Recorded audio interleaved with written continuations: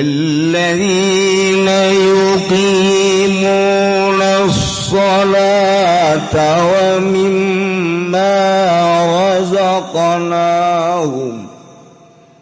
ومما رزقناهم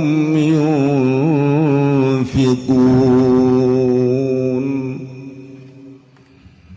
أولئك هم المؤمنون حقا لهم درجات عند ربهم ومغفرة ورزق كريم. Wallahu a'lam bimmaradi alladzina tegese wong akeh yuqimuna kang pada ngadegaken ya alladzina kabe as-salata